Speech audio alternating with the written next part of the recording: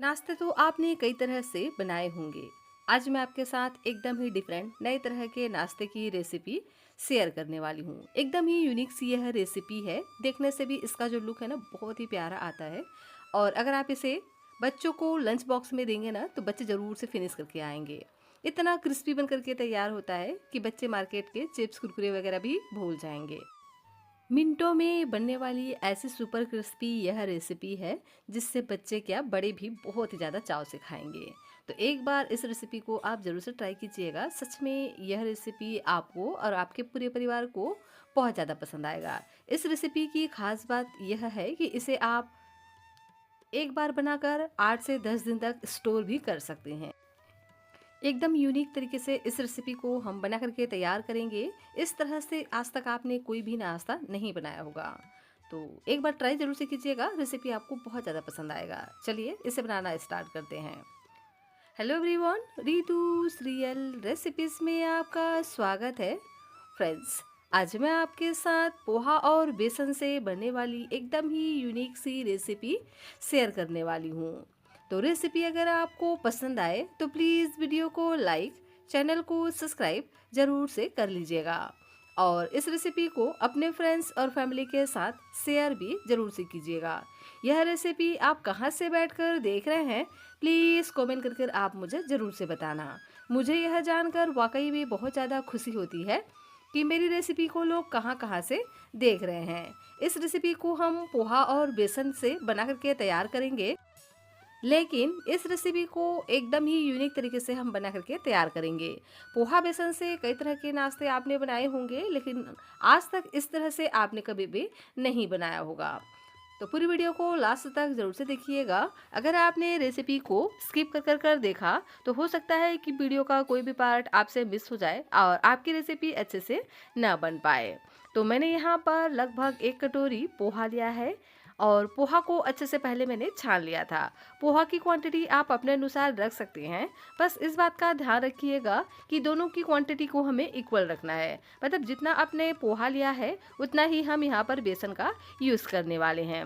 पोहा को अच्छे से छान लेने के बाद इसे हम डाल देंगे एक ग्राइंडर में और इसको हम बढ़िया से ग्राइंड कर लेंगे। तो देख सकते हैं पोहा को मैंने ग्राइंड कर लिया है, लेकिन पोहा को आप जितना भी बढ़िया से ग्राइंड करो यह ना बिल्कुल पाउडर की तरह नहीं तैयार होता है। हल्का सा यह दरदरा रह ही जाता है। जिस तरह से सूजी रहता है ना, सेम उसी तरह से इसका टेक्सचर आता है, एकदम दानेदार सा। देख सकते हैं इस तरह से मैंने इसको तैयार कर लिया है और इसको हम एक बाउल में निकाल कर अभी साइड में रख देते हैं और तब तक कर लेते हैं एक बहुत ही स्पेशल मसाले की तैयारी।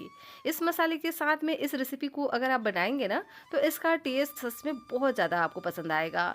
तो दोबारा से ले लेंगे वही वाला ग्राइंडर और इसमें हम डाल देंगे 1 छोटी चम्मच जीरा। इसी के साथ ही में 1 छोटे चम्मच यहाँ पर हम साबुत धनिया ऐड करेंगे। 6 से 7 लहसुन की कलियाँ ज़रूर से ऐड कीजिएगा, इससे ना बहुत ही बढ़िया सा इसमें फ्लेवर आएगा। साथ ही तीखेपन के लिए 3 मैंने यहाँ पर हरी मिर्च का इस्तेमाल किया है। अगर आपको थोड़ा कम तीखा बनाना हो तो मिर्च की क्वांटिटी को कम कर सकते हैं। साथ ही ऐड कर देंगे ताज़ा हरा धनिया। इसे डंठल के साथ ही ऐड कीजिएगा। डंठल में बहुत ही बढ़िया से फ्लेवर आता है। और इसी के साथ ही में ऐड कर देते हैं ताज़ा पुदीने के पत्ते, इससे भी बहुत ही बढ़िया सा इसमें फ्लेवर आएगा। साथ में ऐड करेंगे करी लिप्स। तो 8 से 10 करी लिप्स को इस तरह से हम साबुत ही ऐड कर देंगे, इससे भी बहुत ही बढ़िया सा फ्लेवर आएगा। और अब हम इसमें ऐड करेंगे अदरक। तो 1 इंच जितना अदरक यहाँ पर ऐड करेंगे और इसी के साथ ही में ऐड कर देते हैं पीनट। तो 10 से 12 यहाँ पर हम पीनट ऐड करेंगे और ये कच्ची मूंगफली है, मैंने इसको बिल्कुल भी नहीं भूना है। पानी वगैरह नहीं डालेंगे और इसी तरह से इसको हम एक बार चला लेंगे। तो देख सकते हैं इस तरह से यह हल्का सा दरदरा सा पेस्ट हमारा बनकर के तैयार हो जाता है। इसी मसाले से जो नाश्ते का टेस्ट ना बहुत ही शानदार आने वाला है। तो अभी हम इसको एक बाउल में निकाल करके साइड में रख देते हैं। तब तक कर लेते हैं एक दूसरी तैयारी।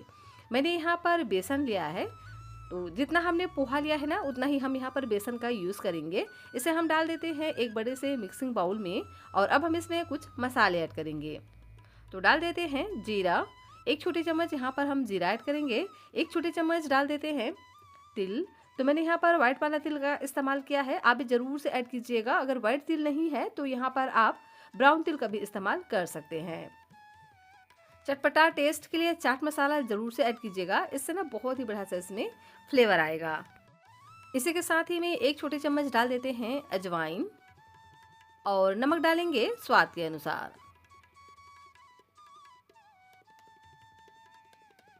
कलर के लिए 2 पिंच जितना यहाँ पर हम हल्दी का पाउडर ऐड करेंगे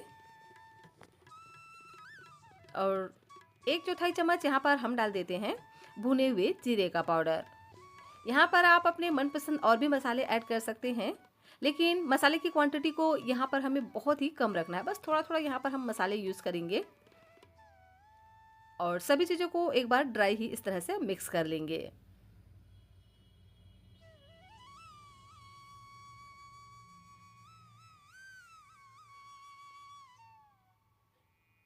और अब हम इसमें थोड़ा थोड़ा करके पानी डालेंगे और इसका एक घोल तैयार करेंगे। तो जितना हमने पोहा लिया है उसका आधा यहाँ पर हम पानी का इस्तेमाल करेंगे, इस बात का ध्यान रखिएगा।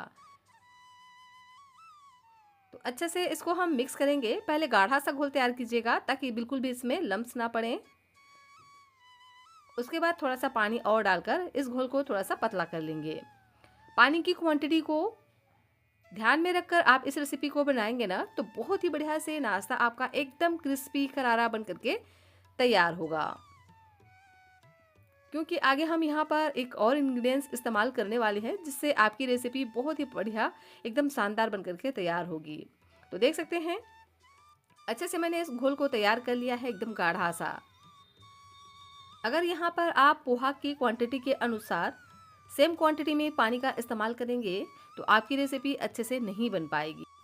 मतलब यहाँ पर हमें आधा क्वांटिटी में पानी को लेना है, जितना हमने पोहा लिया है उसका आधा हम यहाँ पर पानी लेंगे और इस तरह से बेसन का एक घोल तैयार कर लेंगे। देख सकते हैं कि कितना यह गाढ़ा सा तैयार हुआ है। और अब हम इसमें डाल देते हैं पोहा जिसे हमने ग्राइंड कर रखा था। जैसे ही हम इसमें पोहे को ऐड करेंगे ना तो पोहा तुरंत ही पानी को अपने अंदर एब्जॉर्ब कर लेगा और यह एकदम गाढ़ा सा तैयार हो जाएगा। लेकिन इसे हमें अच्छे से भिगा करके लेना है, जितना अच्छे से यह भीगेगा ना उतना ही परफेक्ट नाश्ता आपका तैयार होगा। देख सकते हैं मिक्स करते करते ही यह एकदम ही गाढ़ा सा तैयार हो गया है। पर इसको हम अच्छे से कवर कर साइड में रख देंगे ताकि पोहा और बेसन दोनों ही बढ़िया से फूल जाएं।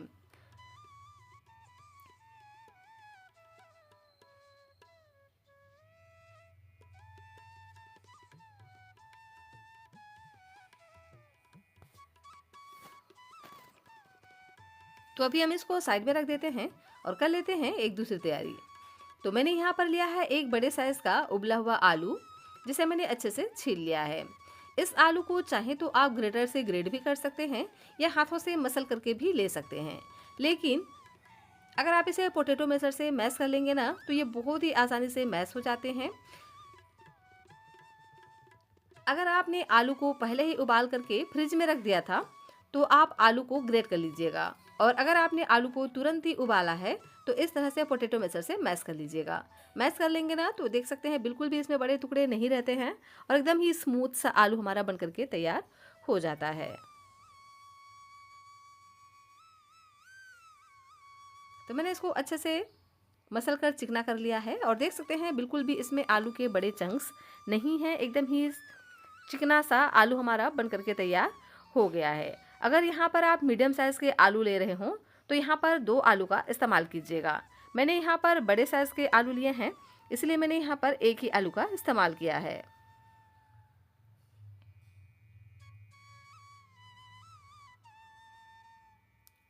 यहाँ पर मैंने लिया है एक दूसरा बाउल, इसमें हम डाल देते हैं मैदा। तो लगभग 2 से 3 चम्मच यहाँ पर हम मैदे का इस्तेमाल करेंगे। आप चाहें तो इसके जगह पे गेहूं के आटे का भी इस्तेमाल कर सकते हैं या आप चावल का आटा भी ले सकते हैं। और यहाँ पर हम कुछ भी नहीं ऐड करेंगे, अभी मसाले वगैरह बिल्कुल भी डालने की ज़रूरत नहीं है। थोड़ा थोड़ा ऐड करके पानी को इस तरह से एक घोल तैयार करेंगे। इस घोल को ना तो बहुत ज़्यादा पतला रखना है और ना बहुत ज़्यादा हम इसको गाढ़ा रखेंगे। फ्रेंड्स, आपसे एक रिक्वेस्ट है, रेसिपी अगर आपको थोड़ी सी भी अच्छी लगे तो प्लीज़ आप वीडियो को लाइक, चैनल को सब्सक्राइब ज़रूर से कर लीजिएगा और इस रेसिपी को अपने फ्रेंड्स और फैमिली के साथ शेयर भी ज़रूर से कीजिएगा। यह रेसिपी आप कहाँ से बैठकर देख रहे हैं, प्लीज़ कमेंट करके आप मुझे ज़रूर से बताना। मुझे यह जानकर वाकई में बहुत ज़्यादा खुशी होती है कि मेरी रेसिपी को लोग कहाँ कहाँ से देख रहे हैं।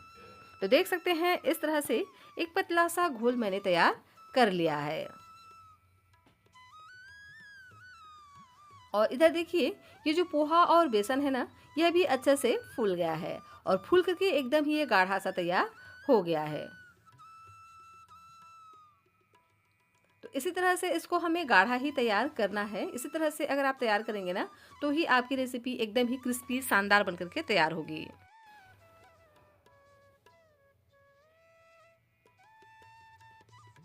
तो अब हम इसमें डाल देंगे आलू, जिसे हमने अच्छे से इस तरह से मसल करके तैयार कर लिया है। तो सभी आलू को हम इसमें ऐड कर देते हैं और इसे हम पोहा और बेसन के साथ में बढ़िया से मिक्स कर लेंगे।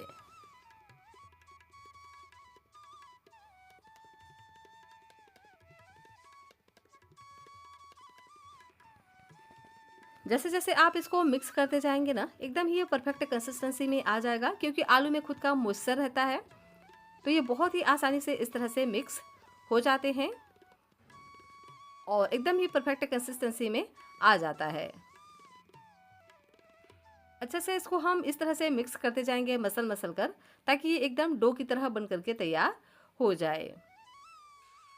पोहा, बेसन और आलू की बनी हुई यह रेसिपी बच्चों को बहुत ज़्यादा पसंद आने वाला है, अगर आप इसे इस तरह से बना करके तैयार करेंगे तो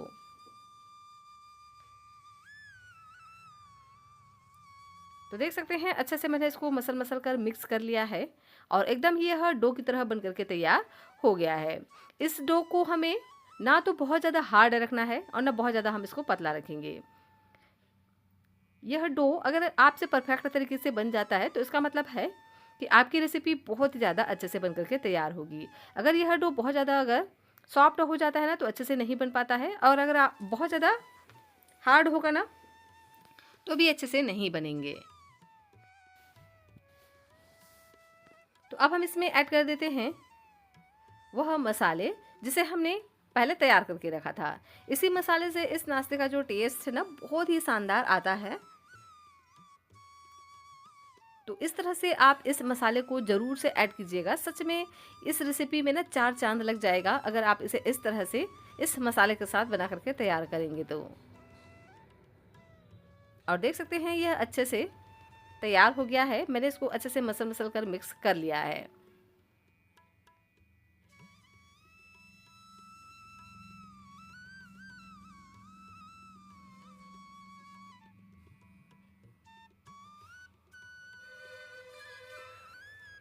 यह डो अगर आपसे बहुत ज़्यादा अगर पतला हो जाए तो आप क्या कीजिए, यहाँ पर बेसन की क्वांटिटी को थोड़ा 1 से 2 चम्मच बढ़ा सकते हैं।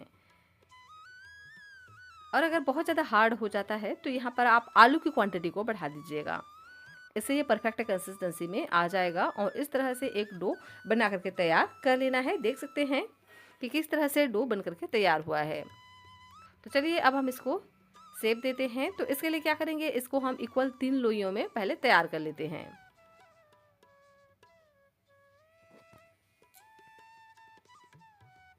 तो बड़ी बड़ी लोइयाँ इस तरह से हम तैयार कर लेंगे। और अब हम लेंगे एक लोई और हाथों में लेकर के इस तरह से इसकी हम एक रोल तैयार करेंगे। तो इस तरह से चकला या बेलन का इस्तेमाल कर लीजिएगा, इससे ना बहुत ही आसानी से यह इस तरह से रोल हो जाते हैं। तो इसको ना तो हमें बहुत ज़्यादा मोटा रखना है और ना बहुत ज़्यादा पतला रखना है। मीडियम थिकनेस का इसको हम बना करके तैयार करेंगे और सभी तरफ से इसको इक्वली इस तरह से तैयार कर लेंगे।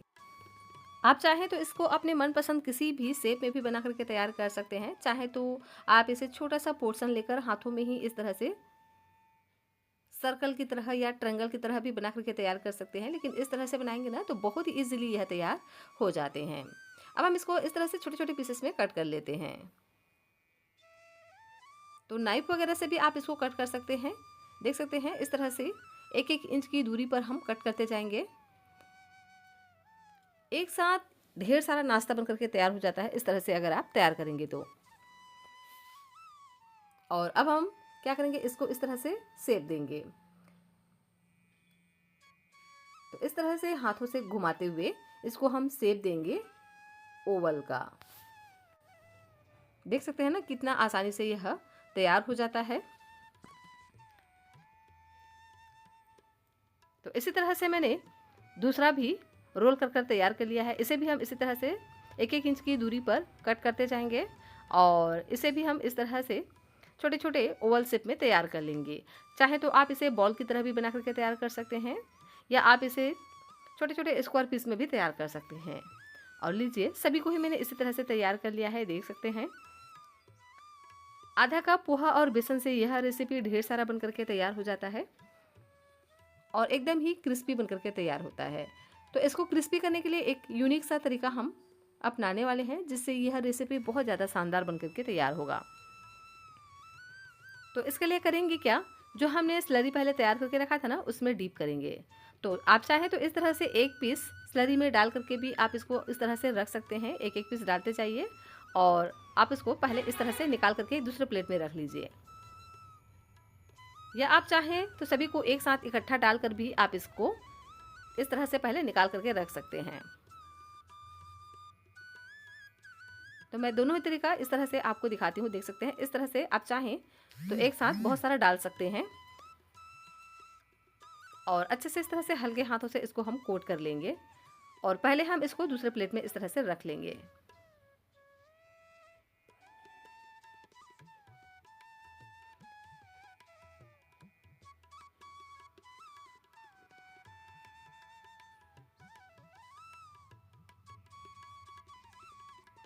देख सकते हैं सभी को ही मैंने इस तरह से स्लरी में कोट कर लिया है।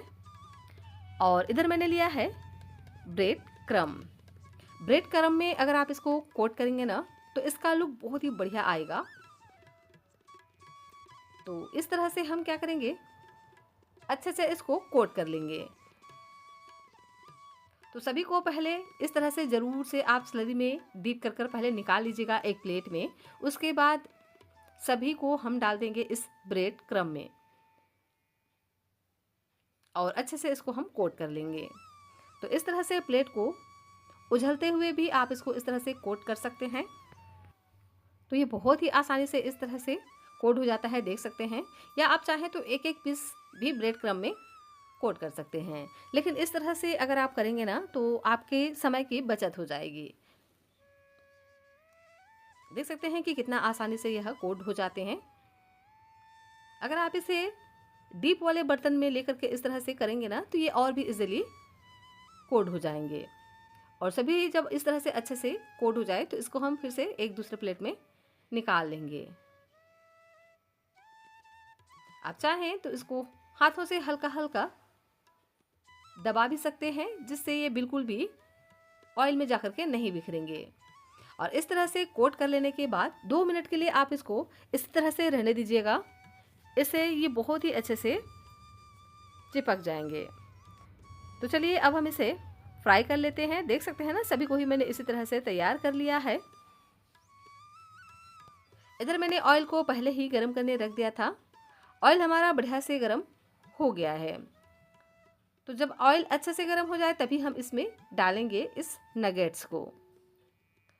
तो पोहा बेसन और ब्रेड से बना हुआ यह नगेट बहुत ही ज़्यादा क्रिस्पी करारा बनकर के तैयार होगा अगर आप इसे इस तरह से बनाएंगे। तो ऑयल अच्छे से गर्म कर लेना है। उसके बाद डाल देंगे इस तरह से एक एक पीस। तो जितना आएगा उतना हम डाल देते हैं। गैस की फ्लेम को हम मीडियम रखेंगे। मीडियम फ्लेम पे अच्छे से हम इसको डाल देंगे।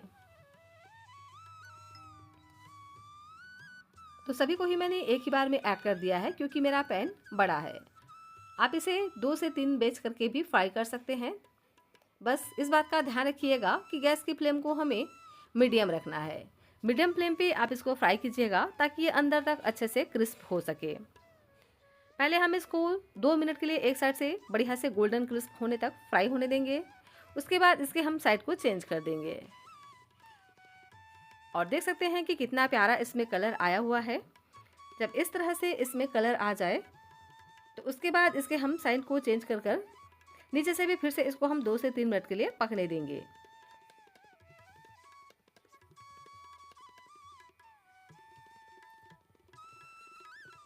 और टोटल हमें इसको 4 से 5 मिनट तक पकाना है, जिससे ये अच्छे से क्रिस्प हो जाए। और देख सकते हैं ना कि कितना प्यारा इसका लुक आता है इस तरह से अगर आप बना करके तैयार करते हैं तो। बच्चे तो सच में मार्केट के चिप्स कुरकुरे वगैरह तो भूल जाएंगे अगर आपने इनको एक बार यह रेसिपी खिला दी। इस रेसिपी की खास बात पता है क्या है कि इसे आप ना 1 से 2 हफ्ते तक स्टोर भी कर पाएंगे और इसका इतना प्यारा लुक आता है कि सच में देखते ही आपको बनाने का मन करेगा। देख सकते हैं कि कितना क्रिस्प यह बन करके तैयार होता है, एकदम ही शानदार इसका लुक आता है। तो सभी को जब यह इस तरह से क्रिस्प हो जाए तो उसके बाद हम इसको निकाल लेंगे।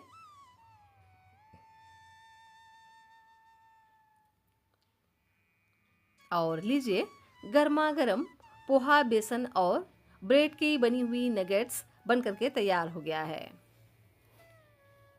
देखने से ही आपको पता चल रहा होगा कि कितना शानदार बन करके तैयार हुआ है। ये खाने में भी बहुत ज़्यादा टेस्टी होते हैं क्योंकि इसको हमने पोहा और बेसन के साथ में बना करके तैयार किया है। यह रेसिपी सुपर क्रिस्पी बन करके तैयार होता है, जो बच्चों से लेकर के बड़ों तक सभी को ही बहुत ज़्यादा पसंद आता है। और क्योंकि हमने यहाँ पर एक खास नए तरह के मसाले का इस्तेमाल करके इस रेसिपी को बना करके तैयार किया है ना, जिसके कारण से इसका टेस्ट एकदम ही ऑसम होता है। तो ज़रूर से आप इस रेसिपी को ट्राई करना। डेफिनेटली यह रेसिपी आपको और आपके पूरे परिवार को बहुत ज़्यादा पसंद आएगा। फ्रेंड्स, आपसे एक रिक्वेस्ट है, रेसिपी अगर आपको पसंद आ रही हो तो प्लीज़ वीडियो को लाइक कीजिएगा, चैनल को सब्सक्राइब कीजिएगा और कमेंट कर मुझे ज़रूर से बताइएगा कि यह रेसिपी आपको कैसी लगी। पसंद आई हो तो प्लीज़ वीडियो को लाइक, चैनल को सब्सक्राइब ज़रूर से कर लीजिएगा।